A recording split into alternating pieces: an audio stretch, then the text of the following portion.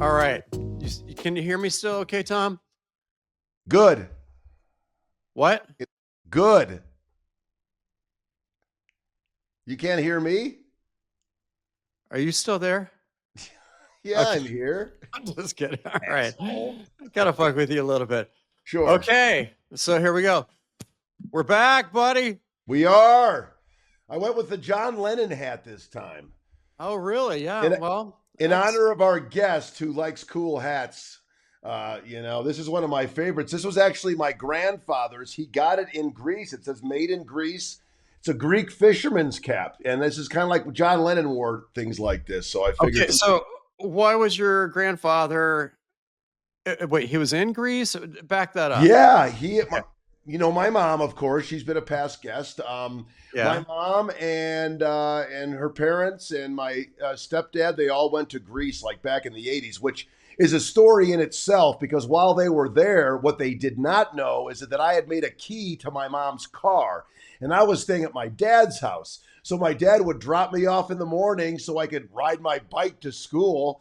And instead, as soon as he pulled out of the driveway, the Mazda RX-7 backing it out of the garage. Oh my God. I'm That's driving. I'm like 14 or 15 driving this thing to school.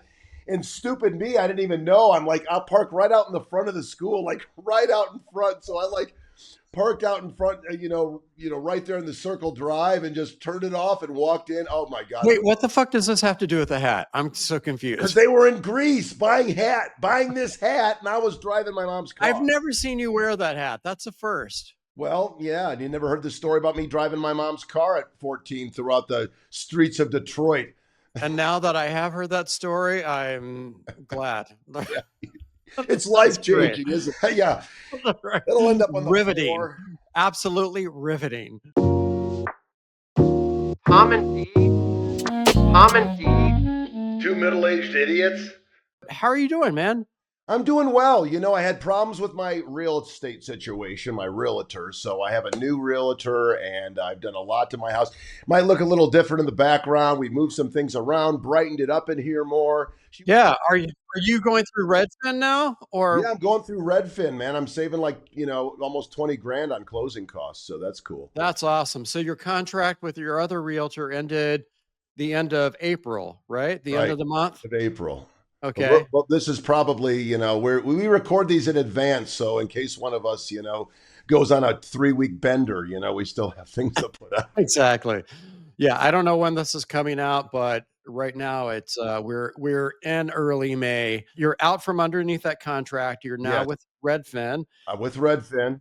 How does that work? Is it a significantly different cost? Well, yeah, because most realtors charge like 6%, and they get like 3.2, and then Yeah. the buyer's agent gets 2.8. Well, with Redfin, they only take 1.5, and then they give 2.5 to the. So I only pay 4%, which is about a $15,000 to $20,000 difference. And then if you Yeah. sign up with Redfin to buy your house, they only do that at 1%. So the combination, you just save a lot of money. So.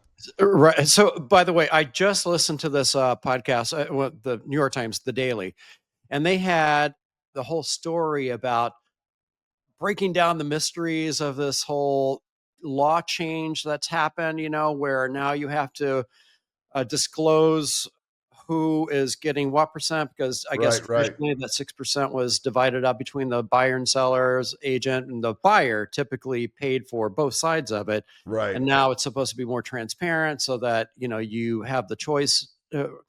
But I guess there's like all this clandestine activity of like, where they'll instead of telling somebody, because I guess you can't do that for whatever reason, Disclosure. they would do these like little things like put out 3 cookies or play a movie in the background of the Right. house with the number 3 in the title, like Three Amigos or something, to let them know with a kind of a subtle wink that they were going to get their 3%. Right. Anyway, it's Wow. absolutely fascinating. And there's also an Instagrammer, he's out of Boulder, I believe, that decided to sell his house on his own. I'll have to find out the name. I wish I had that at the ready. I didn't know we were going to be talking about this.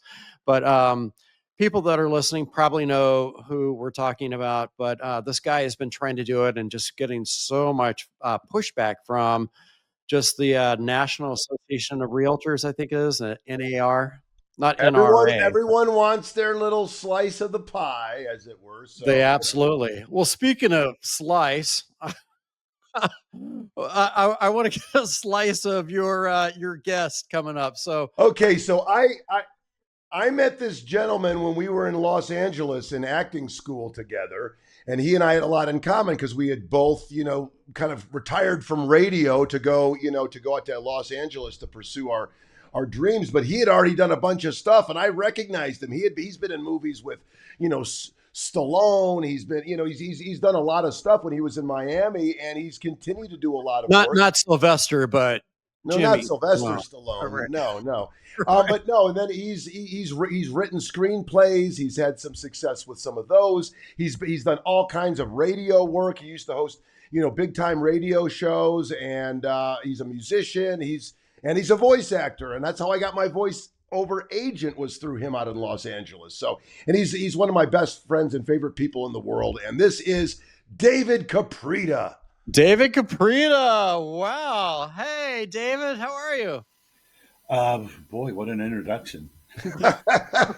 I hope I live up to it. I don't know if I can surpass the Greek hat story, but it's a hard one to surpass. I fucking hope you can. Jesus. I love your flag, man. Canada. Oh, yeah.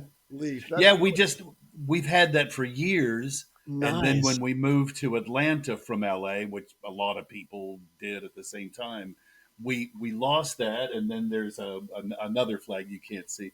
Anyway, it was like, well, that was really cool. Never see that again. And then Ellen, who finds everything. I mean, I'm like, where's my fucking phone? And she will find it like within 5 seconds. Who's Ellen? So anyway, my wife, Ellen. No, it's his imaginary friend. Right. So anyway, long story about nothing, but we just hung that up a few weeks ago after cool. like 7 or 8 years of it being missing. So I'm guessing it's kind of appropriate. You're a fan of both Canada and the Bud, right? Canada and cannabis. Nice. So I've cooled it with the gummy bears for like I can't believe I've gone that long. And to tell you the truth, I don't really miss it, but I've gone a couple of months without the leaf. So anyway, so David and I studied with Sanford Meisner in the Meisner technique out in Los Angeles. Right. And we immediately connected because of our radio passes. They said, first day was like, pick a partner that you're going to do these first, exercises with. And, ever since then, I mean, we've known each other and we've been very close. And I've followed his career or closely. And it's so funny because I'll turn people onto his acting reel. And I know the lines. Me and David would be like, what's that from? I'm like, dude, that was your line in, The Specialist or whatever. And he'd be like, dude, you know this stuff better than I do. Yeah. And it's one of them, when I did The Shield with Chickless years ago, and Walton Goggins is in White Lotus, right? And the Royal. What is the name of the Crazy Christians show that he's in? Yeah. He's been in a ton of stuff. He's one of my favorite actors. Yeah. He's awesome. He is the flavor of the year. Yes, and he's from Lithia Springs originally, which is a suburb of Atlanta. But my wife and I were watching him, Ellen. We're watching him on a section of White Lotus. She's watched more of it than I have. And I was like, you know what? I just realized I was on the fucking set with him because he had this. He wasn't like, I wouldn't really call him like a co-star, but he was one of the cops on The Shield. Really? That was like the tall, gawky guy.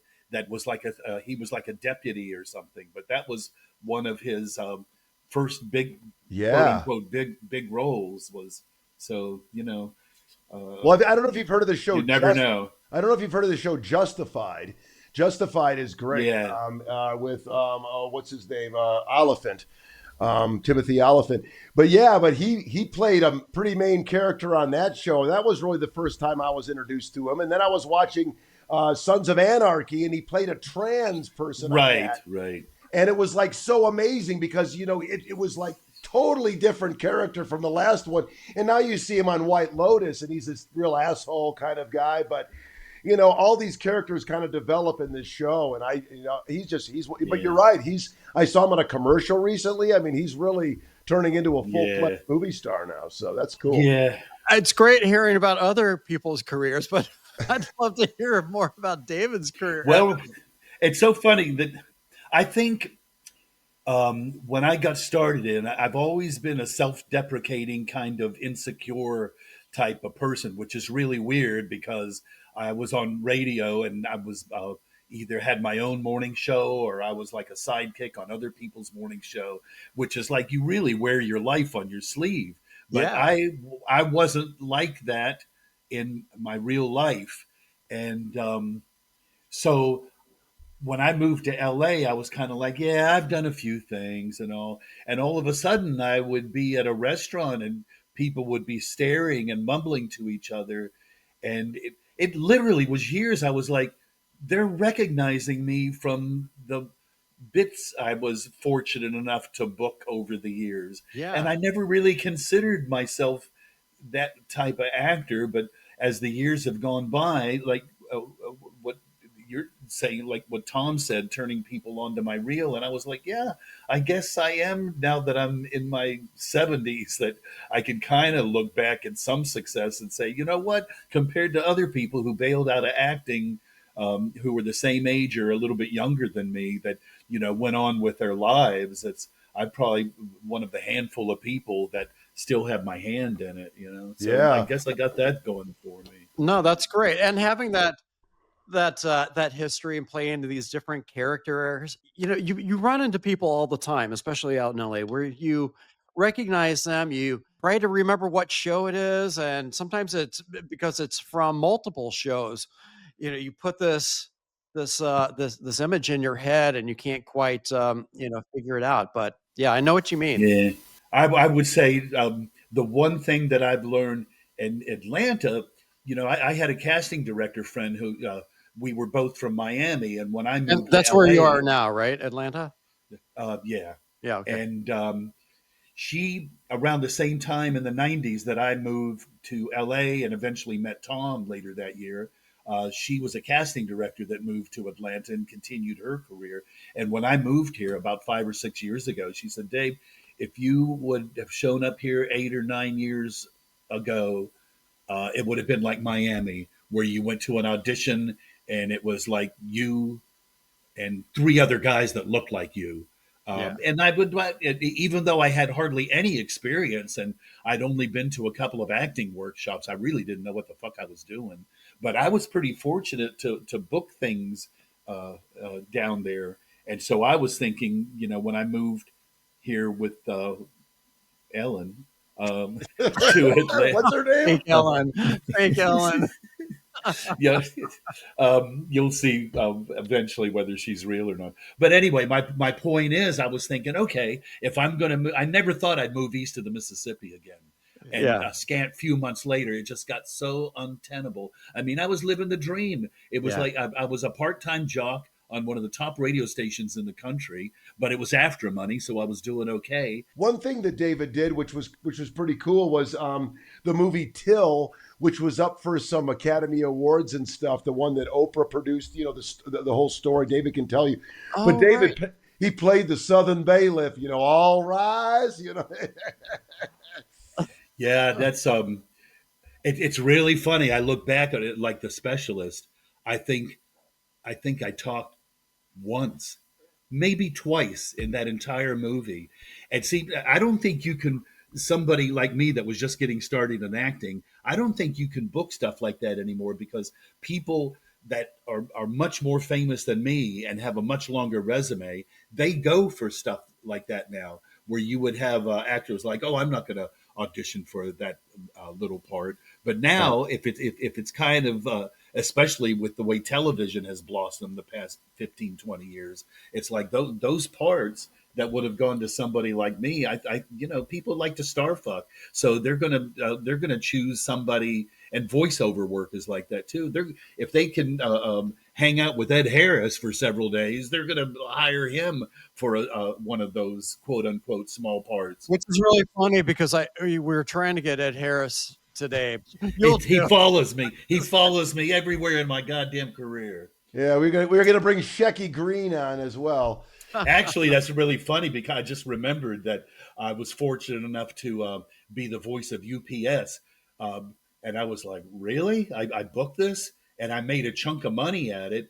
But I found out later that Ed Harris was negotiating with them because he was the voice of UPS for quite a while. And then he Wow. pulled it because he wasn't happy with the way the money and the negotiations were going. So you So beat for him out? well, I didn't beat him out. It was like he was like, I'm not doing this until You we beat him out. renegotiate this contract. You beat him And out. He knew he so was for a going few up months, against you, and he cried mercy. fucking Ed Harris. Fucking Ed pussy. Harris.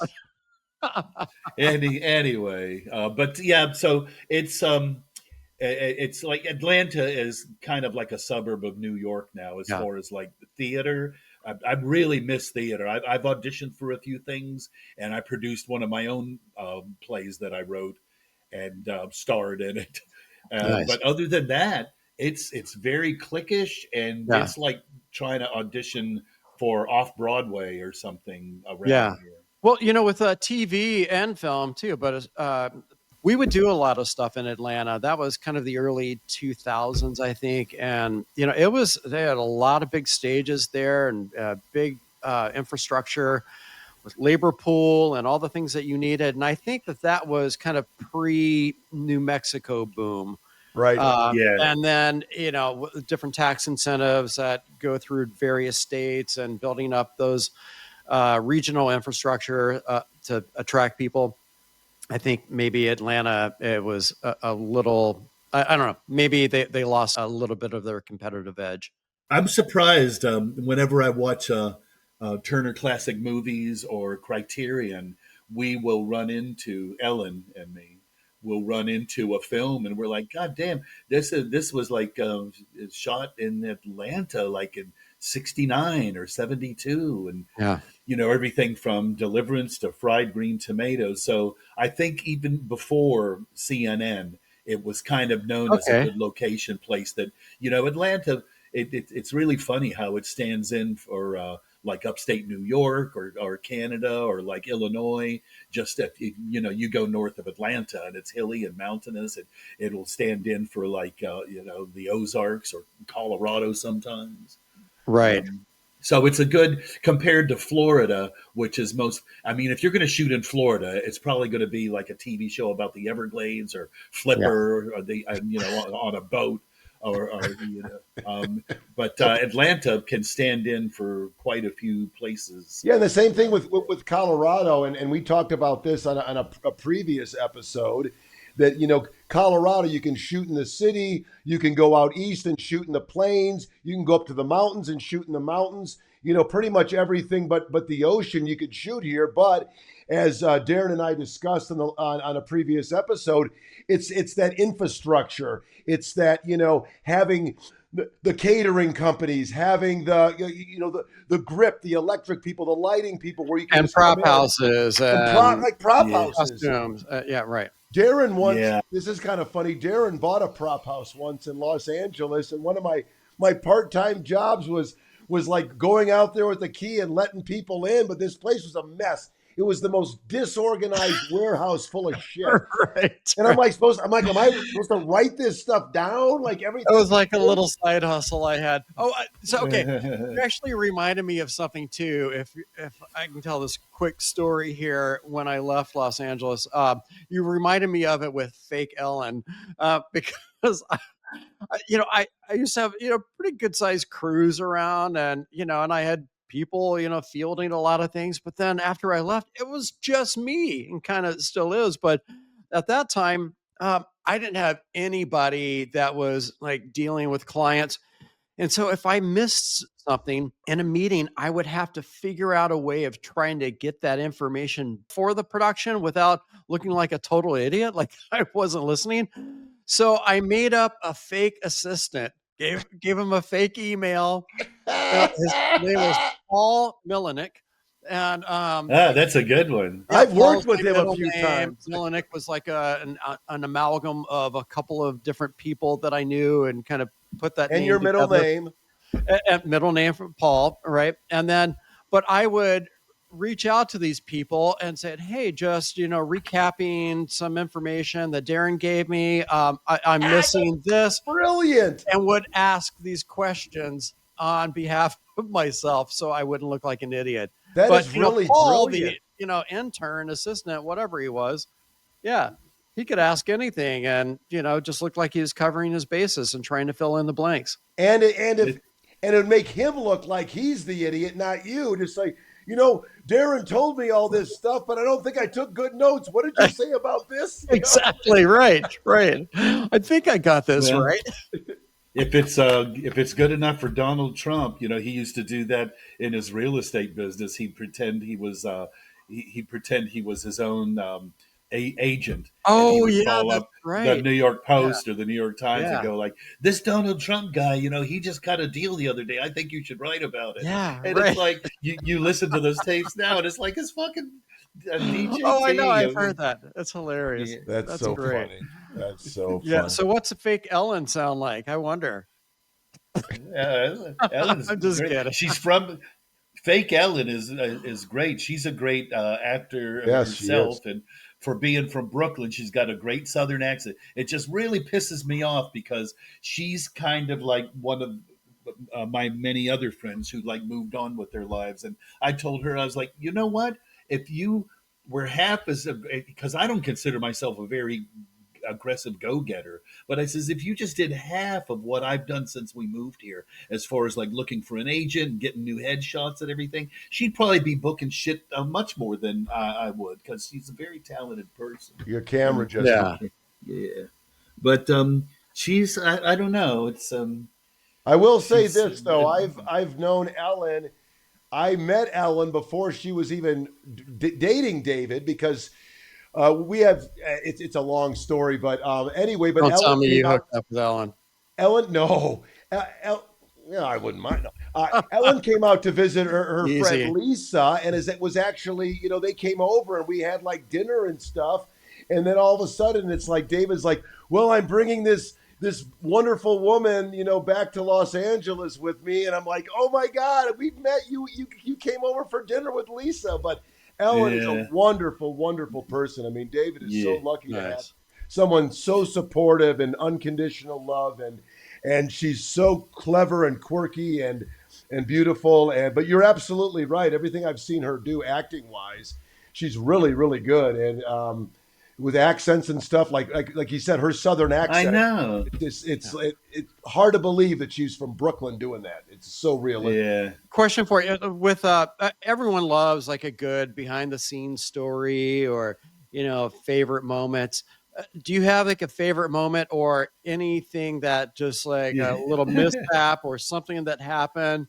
I know I I could the throw one all that kinds of things. um, there's several, but the one that really sticks out because it had a happy ending. Some of the other ones don't. Insert joke here. When I was on The Specialist, I was really like a DJ trying to learn how to act. And I had been in several community plays in Miami and in Coral Gables. And, I held my own. But when I was on that set, it was like James Woods and Sharon Stone and Rod Steiger and of course Stallone that I had a couple of scenes with.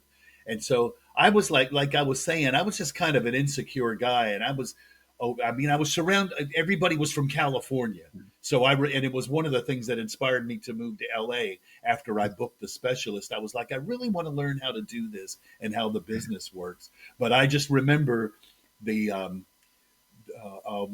one of my last things they were going to shoot with me was a scene where Stallone sneaks up behind me, and it's like I'm looking for him with a gun, and he sneaks up and he grabs me by the collar and slams me into a pillar at the Fontainebleau Hotel on Miami Beach. And so the head stunt guy, Alan. God, I'm blanking out on his name, but he's in the movies that he did was the stunt Coordinator. director for Yeah. the stunt coordinator.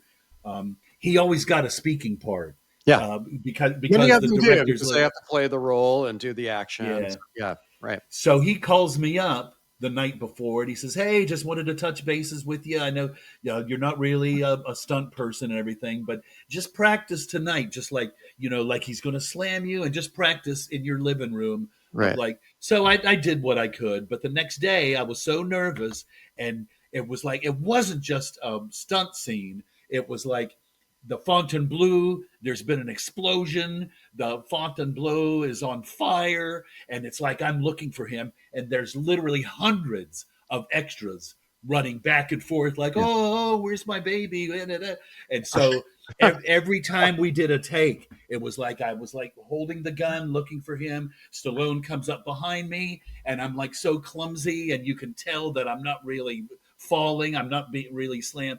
And Alan is just like putting his head in his This hands, fucking guy. which made me even more fucking nervous. Right. But the thing is, every time we had to do a take, all these hundreds of extras had to, first position and start over. So the pressure was, I was like sweating bullets, and I was like, they're going to take me out of this movie. They're going to, and so finally, I think it was like the third or fourth time. I don't know how we did it, but he came up. And I just like forgot everything, and just like whatever happens, happens. He slams me, and the director says, that's a take. And so I'm sitting in the golf cart, like eating an apple, just totally depressed. And Alan goes by, and he was like shaking his head, and he goes, "Caprita," like and not a good way. And so after, I moved on with my life, and the movie was coming out like 6 or 8 months later, and I was like, I'm really surprised if they're going to have me in any of this movie, but at least I got paid. Yeah. And so around that time, Schwarzenegger's True Lies came out, which was also shot in Miami. And a friend of mine went to the movies, and he says, "Yeah, we went to see True Lies." He says, "And guess what?" He says, they showed the trailer to The Specialist coming out in December before Christmas. And I was like, "Oh, really? So what was it like?" He was like, "You're in that fucker." He's like, "Everybody else is a movie." Yeah. Everybody else in the trailer is a movie star, like James Woods, Sharon Stone, Stallone, Rod Steiger, and me. And not only am I in it, it's that fucking stunt. And so when I went to the movies to see True Lies or something, and sure enough, and I was like, and to this day, it's on my reel, but it looks fucking. I mean, when he slams me against that pillar, it's like I immediately collapse, like I just got cold cocked, man. Nice. And I don't know how I did it, but it's they put it in the fucking trailer, man. Wow, that is so great. That's awesome. You know what's funny is that on David's reel, I don't know if it's the same as it was now, but like the first 4 things were him getting beaten up. It looks like Stallone beats him up, and then he was in another. Oh, Michael Chiklis punches him in the face, and there's something else. It's like 4 things in a row. I'm like, man, David just gets beat up in all these. It's like no one recognizes me until I get punched. Oh, now I recognize the blood. Like, I know that guy. Yeah, the Shield was weird. That's great. But the chick, they cut it short. I mean, it looks great, I think, when he grabs me, because I recognize somebody that is going to rat on me, and I go after the guy, and Chiklis grabs me and slams me, and I have blood.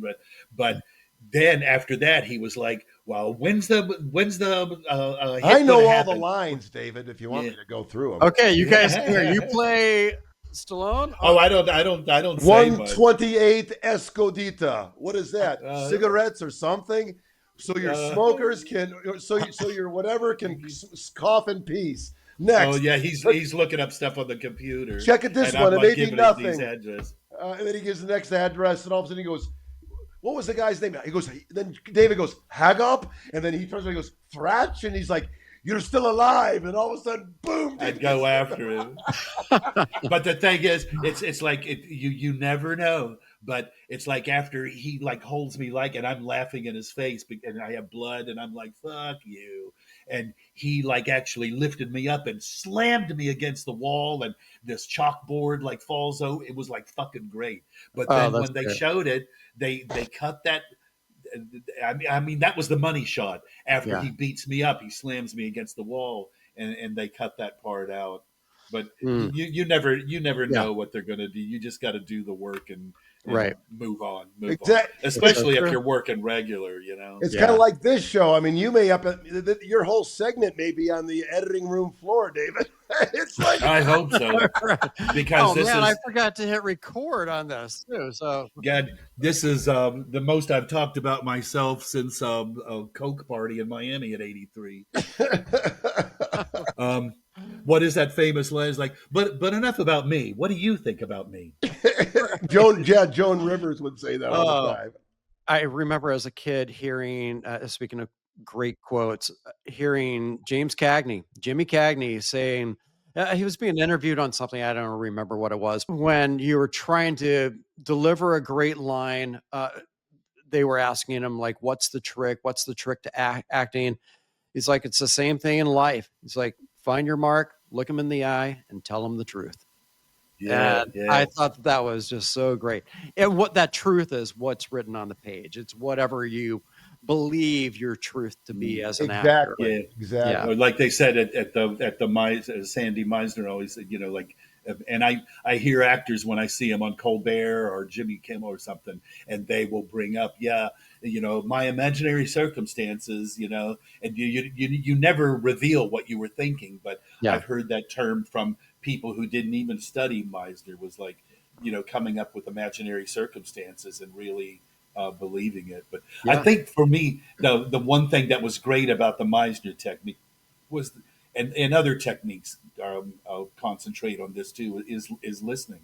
And Yeah. I remember, Tom, you might remember too, that one of the most fascinating things about the classes that we took was seeing the beginners, the kids that were 19, 20 years old, that had never taken an acting class before, and they would just do the repetition exercise, which I like to call the listen and respond exercise. But you know, it got a bad rap because they call it repetition, and people think that you're just repeating what the other person said. But it really taught you how to fucking look somebody in the eye, like you were saying, and Yeah. and just really listening. And we would watch these beginners Yeah. that got good at the listen respond exercise, and if you were to videotape them and turn the sound down, sometimes if they went on for like 2, 3, 5 minutes, it was like watching a scene from a movie, that you would see the reaction, you would see them get pissed off, you would see them laugh out loud because the other person made whatever they saw in the other person's eyes made them like chuckle, and Yeah. and Because it was like, it's it not was just acting, it's amazing. reacting. Yeah. Yeah, and so the listening thing, even for the beginners, is like, even if you don't know what in the fuck you're doing, if you just sit there and don't get nervous and don't go to your head, but just really listen to the other person, it forgives a multitude of inexperienced sins, you know. And it's so Yeah. funny because I will, to this day, when I watch television shows or whatever, I'll just be like, this guy's not even listening. This guy just has his preconceived lines in his head, and he's just going off the cue of the last word to say his next line. I'm like, did you even hear what he just told you? That didn't affect you at all. You know, it's kind of, I mean, and you can tell the really good actors from the bad ones, you know, especially like soap opera things, you know, in certain things where, you know, you watch and you're like going, you can just tell a bad acting from a, and even some really good actors. I mean, I remember David and I going to see, and it was, I think it was on Santa Monica Boulevard. It was that theater that would show things that came out, you know, that had already left the big cinemas, and they would show them like a little cheaper. And David Right. No, and I the went new art, the new Oh yeah, art. yeah. the Newark. new art. And Yeah. you and I had gone to see this movie with Brad Pitt, and I want to say it was someone like Morgan Freeman, but it was Seven. Was it Seven that we went to see that movie Seven? Oh, you're talking about the one that Tarantino owns now. Yes, That's around the corner from the deli, Cantor's, yes. of Fairfax. Yeah, yeah. It was, and I remember I mean, it was really cool, but Is that the the sound system Cinerama was great. Dome or is this, No, this was not that called one? the Beverly something, and Okay. but it showed nothing but older films that had back then. It was like Yeah. films that had been out for like 6, 8, 9 months. But now that Tarantino took it over, he shows really old films. Yeah. But it was like blasting. But it was 7 It that we was went to 7, see. and the thing that was Yeah. so funny about it is that I walked out of there and I said, Brad Pitt's not that great of an actor. You know, I said there were a lot of scenes where I just did not feel he was listening. Of course, this was the height of Meisner. I mean, David and I were in this class and we had been in it for a while. So I think we were more perceptive of watching other people's behavior, Right. especially, actors, because you want to learn from them, but also see if they're doing the technique correctly. But I remember walking out of there and saying, I didn't think Brad was listening. That I just remember that technique also. I think I had mentioned it to Marty. I said, you know what? Um, after all the crazy shit I've done in my life, partying and psychological stuff, I says this technique has made me feel like David Caprita. And I think part of it was being on the radio all the time. I was Dave Caprita. I was always putting on a show. Like even if I ran into somebody like at a restaurant, I always felt like I was performing. And like what studying that technique for a couple of years, I said I feel like David Caprita for the first time since I was 11 or 12 years old.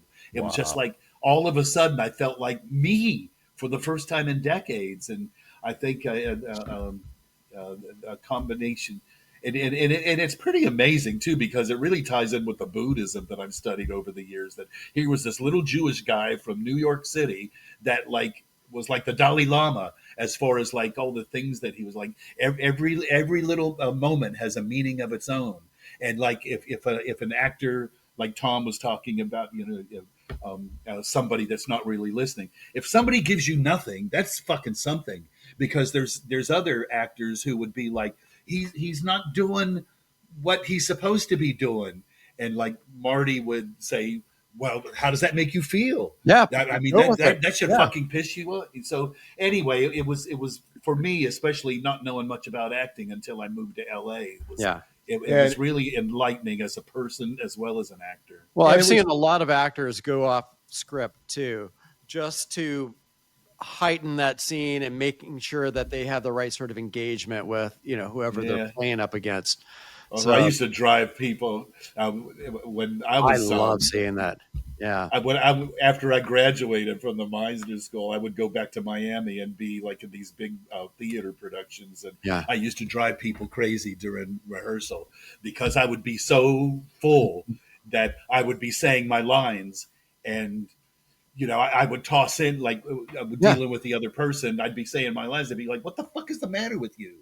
You're not even listening to." And they would look at Joe, the director, and go like, "That's not it." It's like, no, it's not. And I would just give people shit, Right. and people You're would talking get to me. pissed This off is at me. between us Yeah. right now. Exactly. And it would make people nervous. Like, I hope he's not going to do this when we perform it. But of course, Yeah. And you have all that fun in rehearsal, and then you throw all that shit away and you do your job when it's time to perform. And Yeah. speaking of theater, I wanted to talk about this. You're talking about your friend Joe Adler. David, you won a couple awards for Best Actor. Like, we're talking Well, like I was nominated. Oh, you were not. Oh, you But, didn't win. Okay, yeah, well, you yeah, could have lied. for Killer Joe. Yeah, Yeah, the movie Killer Joe, which later on was Matthew McConaughey yeah. played it in the movie. But this was what was the first production was in New York, and the second production was in Miami. It was the first ever. Tracy Letts wrote it, and he was, I think, the original Killer Joe in Chicago. But then it went to off Broadway, and Scott Glenn was Killer Joe off Broadway, but ours was the first production after those two, if I'm not mistaken, and it was a good production. We had a lot of people that told us that they And you had to go on the stage other ones. naked. I remember you telling me that. You're like, Yeah. I had to go out there stark naked in this scene because I had What? just supposedly had Oh boy. sex with this woman, whatever, and he literally has to go out there, with like no clothes on. And I'm like, that must have been difficult because they always say, Oh, it was very, like, I tell people that, I mean, people metaphorically say, I like going out on stage and just being naked, and they mean like psychologically, like I Yeah, not literally. I just want to bear everything to the audience. And when you're fucking naked, it's like, I mean, I highly recommend it for every actor if you just want to like throw all cares and self consciousness aside and get out there. But it was done very tastefully. But I just remember Joe, when we were rehearsing it, he was like, "Now, when you come out with a Glock because somebody's breaking into your house, you just got through. You were in the middle of screwing her. So when you come out, I want you to be kind of hard." And I was like, Joe, Right. not only am I going to be kind of nervy before I come out, and what am I supposed to do? You And needed the a girl, fluffer.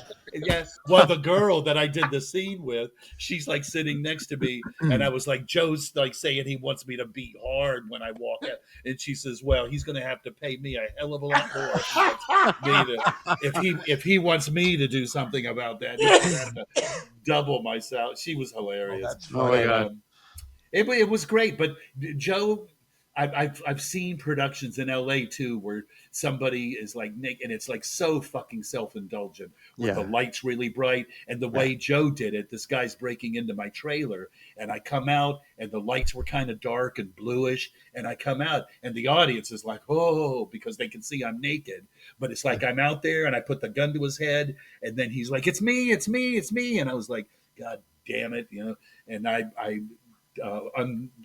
cocked the pardon the pun, Glock, and I walk off stage. I forget what I say, but I walk off stage. But it was done very tastefully, and the whole thing, the nakedness was probably like 20 seconds or less, and Joe had he had a taste for like not being sensationalistic Yeah. with his directing or his productions, and I'm sure it was the yeah, longest 20 seconds of your life being on stage. Pardon the I pun. loved it. I Right. Pardon the loved it. pun. Long. Right. Yeah. Right. Put him in the cell Yeah. with the Oh, long hose on him. Put him in the Yeah, cell. Killer Joe is. I'd always say that it's a basically a Greek tragedy. It's yeah. like there's not a lot of sub story. There's not a lot of psychological mishmash between. It's like basically these people want to kill somebody and they invite the devil into their house, and that's the fucking story. That is the whole story. It's like something that the Greeks would have written 2,000 years ago. Sure. Tracy Letts is one of my Yeah. favorite playwrights. That's so cool. So what's Love going that. on lately? I know you're working on writing a few projects. I know you told me that you. That's tough. I love writing. If I say so myself, I have a lot of great scripts, but they're kind of like, to be honest with you, I still write and try to write every day, but I've really taken a break from it the past 6 7 months because uh, the bookings are very tough to get here, at least for me, and just what's happening now economically and everything. So I was like half joking about the truck thing, but I'm probably going to do that. But for the first time in 6 years, to answer your question, I'm getting back into radio for the first time. It's not much money, but I got my foot in the door, and Really? I've done that in the past where it was like pay me what you want. I just want to get back into radio. And then within 6 or 8 months, I always ended up doing or being part of a morning show or Is something. there an opportunity So, for a plug here with a time station? well, it's right now I'm helping them with the news during the day just to learn the software, which Gotcha. is really cool. Right. And I think they're going to give me a couple of weekend shifts to voice track, but it's a it's a combination country and classic rock. Um, Fox is the classic rock station in Atlanta, and I think I'll be doing some voice tracking on that. But the main gig is like in downtown Fayetteville, which is a beautiful little town, and it's called the Bear, The Bear. and And it was really, I had just come from taking my truck driving test at the Georgia License Bureau, and I was headed home. And I had, when I first moved here, I walked in there and I said, "Can I fill out an application?" And nothing ever came of it. And this time, just a little voice was like, "Instead of turning left to go home, park right here and go into that goddamn radio station." And I did. And I met the program director, and he says, "Hang on a second, I want you to meet somebody." And the head of programming for all the 100 stations that they own was there, and the owner. And they are all in their 60s. So the self consciousness about, most people in radio are like in their 20s. Everybody that works there, except a couple of people, are over 50.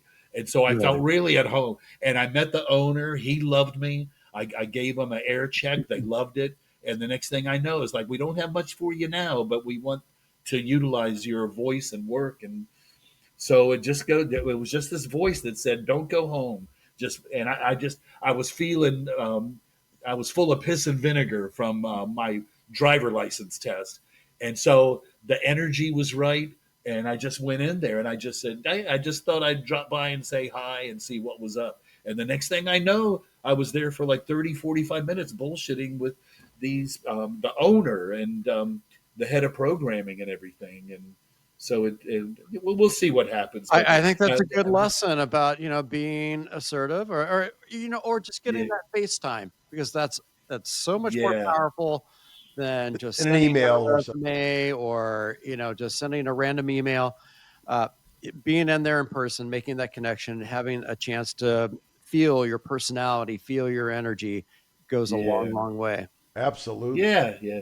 It's what they say, feel the fear and do it anyway. And like when that little voice is like, "Oh God, I haven't been on the radio," or like I haven't acted, and now I'm going to go audition for the part of Who's Afraid of Virginia Woolf, and play Joe.